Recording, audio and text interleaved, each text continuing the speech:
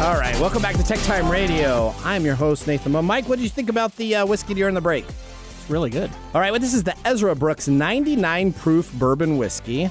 It's $25 a bottle.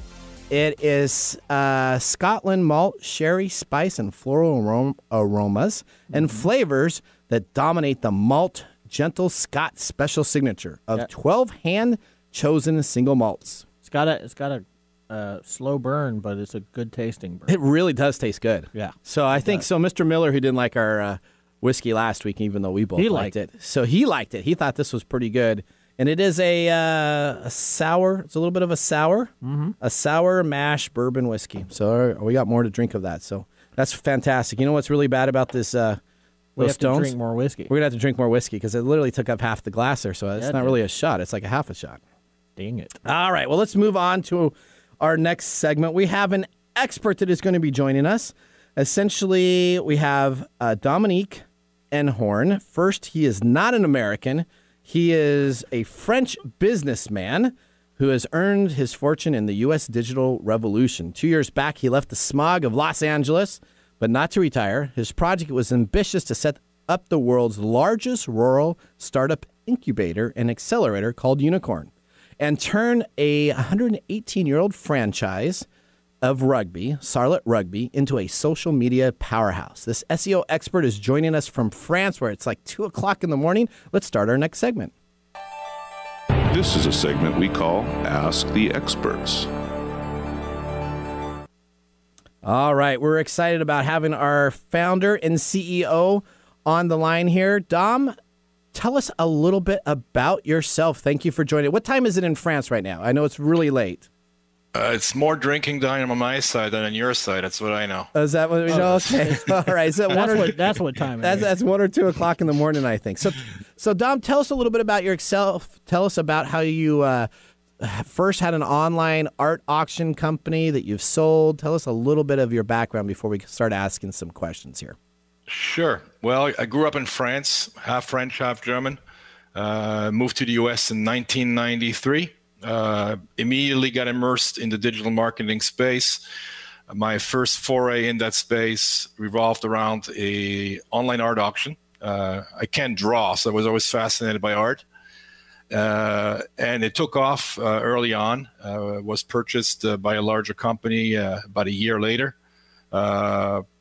Continued in the same space in the late 90s, early 2000s, had a lot of experience in the digital travel space, online travel space, as well as in the finance space. And, I left France for the US intending to stay 2 weeks. I came back 25 years later, which was in 2018, and launched Unicorn with a Q, which today is one of the largest, if not the largest, incubator and accelerator of technology startups.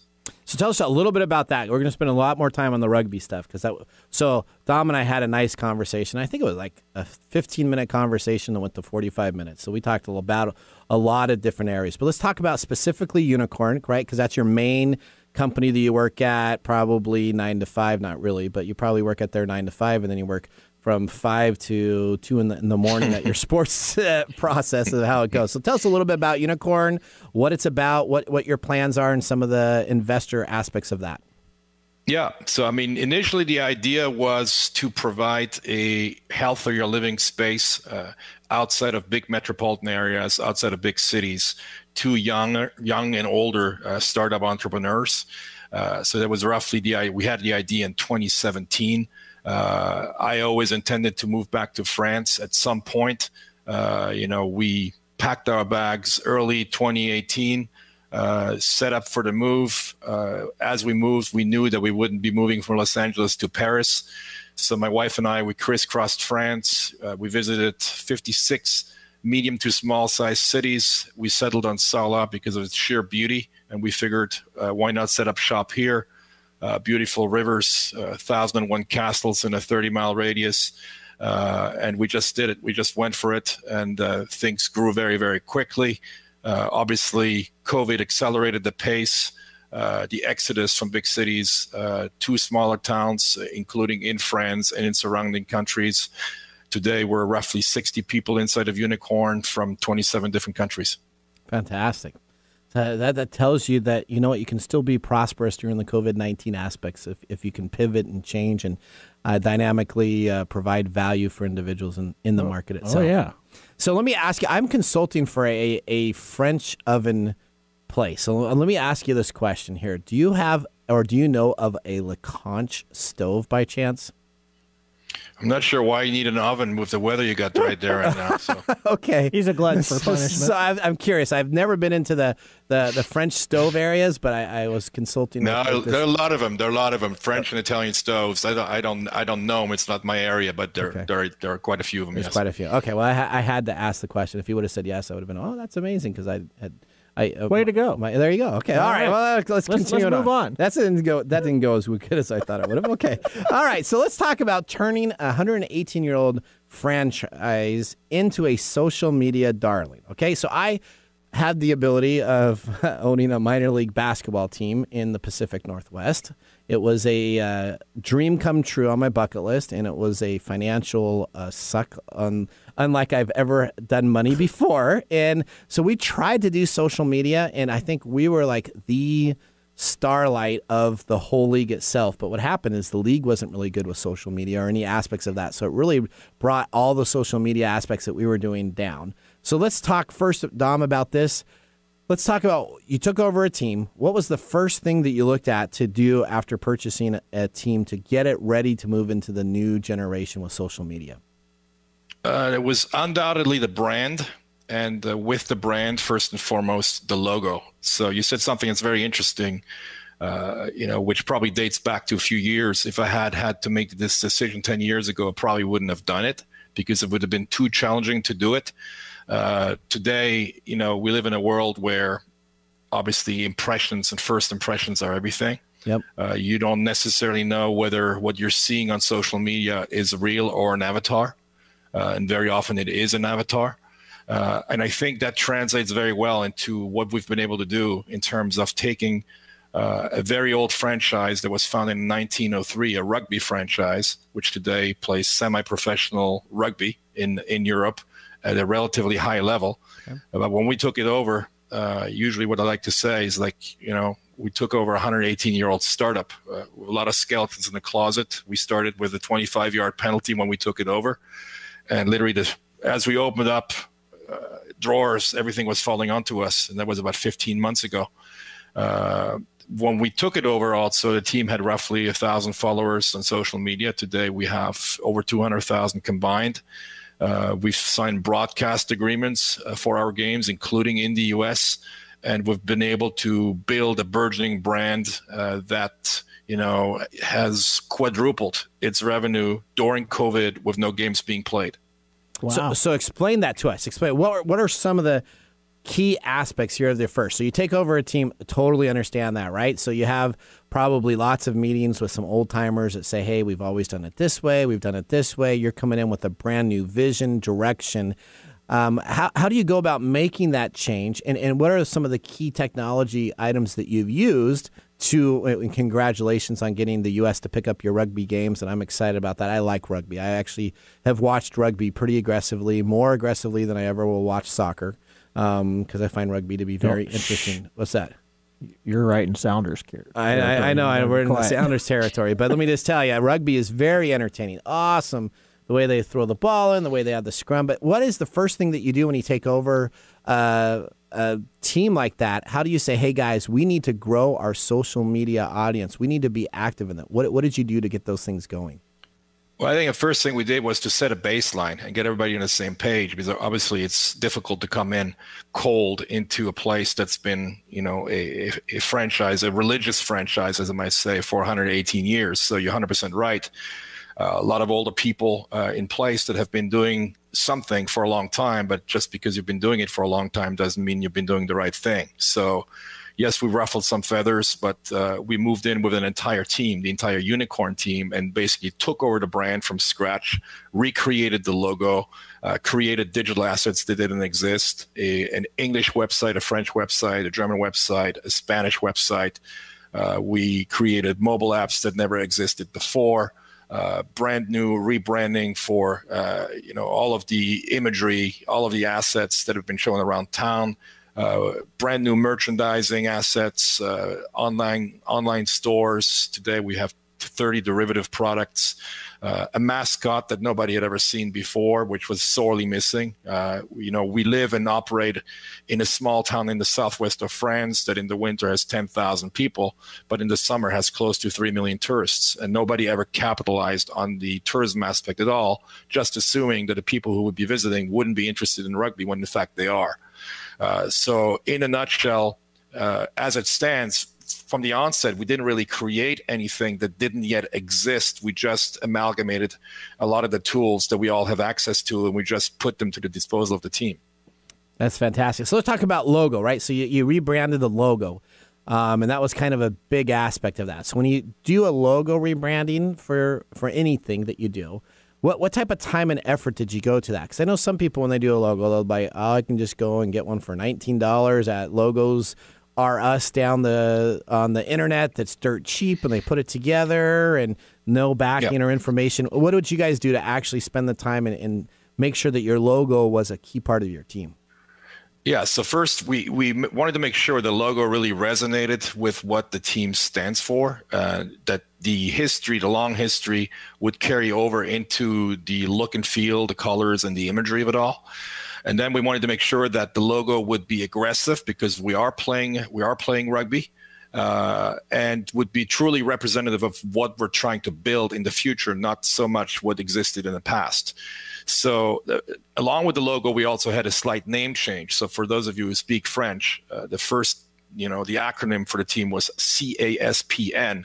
And when I asked 10 old-timers what that meant, 5 could tell me what it meant. The others did not. So we knew we had a branding issue from the start. So I asked them, what game does this team play? And they mumbled rugby. So I said, okay, at least we get one thing straight. And the second question I asked them is, where does this team play? And they said, well, here. I said, where is here? Here in Sarlat. I said, well, so it's no longer called the Crédit Athlétique Sarlat de Périgord. It's called Sarlat Rugby. And today, boom, here's Sarlat Rugby, right? So interesting, because what we needed to do is we needed to shake things up, because what had been in place just didn't resonate even with the local people. So that being a fact, we needed to create brand new imagery, brand new logo, brand new thematics, and test them out at a small scale, and then see how they would resonate in other parts of the world. Because as a local rugby team catering to a town of 10,000 people, there's no way that you can bring about the budget that you need to operate at higher levels. We went in, with the international aspect first and foremost. We realized that there was a crisis in many parts of the world, including the U.S., obviously, between what you guys have, the kneelers and the non-kneelers, and whatever people think about those, where there's a once-in-a-lifetime opportunity in the sports business to bring a relatively new game, a contact sport, to a large swaths of population and get them interested and get them excited about it. So when I speak to Americans, for example, and football fans, and I explain them rugby, I said, think of American football without the pads, without protection. And in order to move forward, you got to throw the ball backwards. And they say, oh, I get it. And they think they get it, and then there's a little bit more complexity to it. So I mean, there's a lot more. So when you when you run it back, you have to make sure you touch the ball down in the end zone, and you want to do it kind of or at the end line. So is it fair to say that you took all this technology and just re-educated everybody about what you're doing with this team?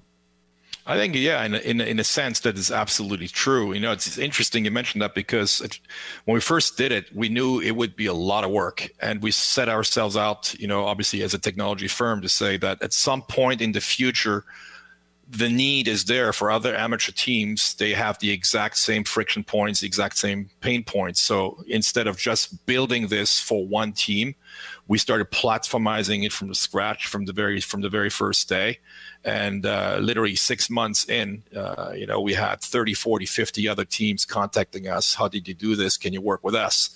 And recently, we've actually just signed with a soccer team, which is also relatively local, at a high level, a pro soccer team that we're doing the same thing for.